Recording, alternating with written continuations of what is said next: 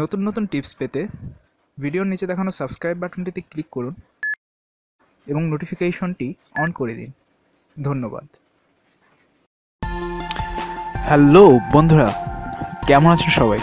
আশা করি সকলে অনেক ভালো আছেন। তো আজকে আমি আপনাদেরকে যে টিউটোরিয়ালটি শেখাতে যাচ্ছি তো সেটি হচ্ছে যে মূলত আপনি কিভাবে আপনার ফটোর যে ব্যাকগ্রাউন্ডটি আছে আসলে রিমুভ করবেন খুব ইজিলি। এত ক্রপ করে বা বিভিন্ন রকমের অনেক সময় সাপেক্ষ যে সকল আমাদের ব্যাকগ্রাউন্ড রিমুভার আছে, তো এগুলো আসলে মূলত খুবই সময় নেয় এবং আমাদের অনেক কষ্ট করে আসলে ব্যাকগ্রাউন্ডটি রিমুভ করতে হয়, অনেক সিস্টেম করে, অনেক ট্রিকি আসলে বিষয়টি।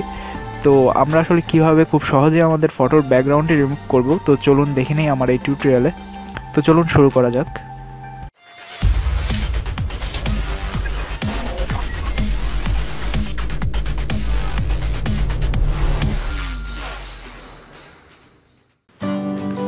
তো এই জন্য আমাদেরকে সর্বপ্রথম একটি সফটওয়্যারের প্রয়োজন হবে। তো সফটওয়্যারের নামটি হচ্ছে ইরেজার। আমরা জাস্ট গুগল প্লেতে এটি সার্চ দেব।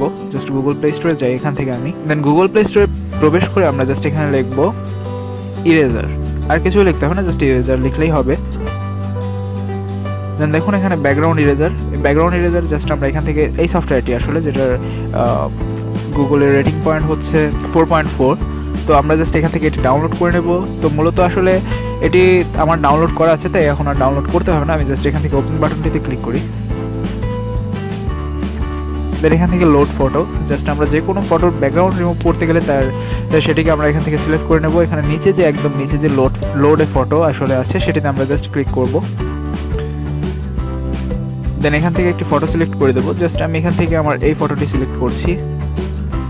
এই ফটোটি আসলে ব্যাকগ্রাউন্ড ছিল সাদা, তো আমি চাই যে সাদা কালারটা থাকবে না, আমি জাস্ট ব্যাকগ্রাউন্ডটি রিমুভ করে দেবো। শুধুমাত্র আমার যেই ছবিগুলো আছে, ছবির মধ্যে অন্যান্য যেই কালারগুলো আছে সব থাকবে, কিন্তু সাদা কালারের কোনো অস্তিত্ব থাকবে না। তো এখান থেকে জাস্ট ডানে ক্লিক করি। দেন এখান থেকে আমরা অটো সিলেক্টে সিলেক্ট করে নেব। দেন এখানে এই যে আমাদের যে কার্সারটা জাস্ট আমরা এখান থেকে সাদা কালারের যেই কালারটা আছে, আমরা জাস্ট যেই কালারটা রিমুভ করতে চাই আমরা সেই কালারের উপরে ধরে ছেড়ে দেবো।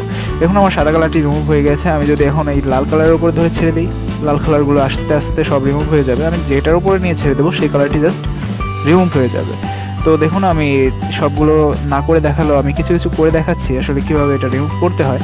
তো আমি এখান থেকে সাদা কালার সিলেক্ট করে দিলে সাদা চলে যাবে, এখান থেকে সবুজ কালার সিলেক্ট করে দিলে সবুজ কালার চলে যাবে। জাস্ট এখান থেকে যা আমি সিলেক্ট করে দেবো যে কালারটা, শুধু সেই কালারটি রিমুভ হয়ে যাবে। তো এটি আসলে সিস্টেম। তো আরেকটি সিস্টেম আছে, সেটি হচ্ছে যে এটা তো মূলত এক কালারের হলে সেটা রিমুভ করা যায় কিভাবে, তো সেটা আমরা দেখলাম। তো এখন যদি চাই যে এই ফটোটার আমি ম্যানুয়ালি সিলেক্ট করে আসলে রিমুভ করতে চাই, যে আমাদের যেই ফটোগুলোতে আসলে এক কালারের ব্যাকগ্রাউন্ড নেই, তো সেগুলো আমরা কীভাবে করবো। জাস্ট এখানে ম্যানুয়াল সিলেক্ট করে আমাদের যে কার্সারটি আছে আমরা যেই পর্যন্ত নেব মূলত সেটি আসলে রিমুভ হয়ে যাবে।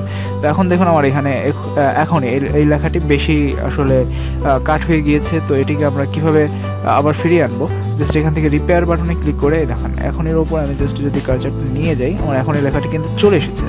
তো এইভাবে আসলে মূলত আপনার ব্যাকগ্রাউন্ডটি রিমুভ করবেন। আসলে ভুল হয়ে গেলে রিপেয়ারে আবার গিয়ে এটা সিলেক্ট করে নেবেন, রিসিলেক্ট করে এটাকে ঠিক করে নেবেন। আসলে এখানে ডান বাটনে ক্লিক করবেন, ক্লিক করে এখান থেকে সেভ করে দেবেন।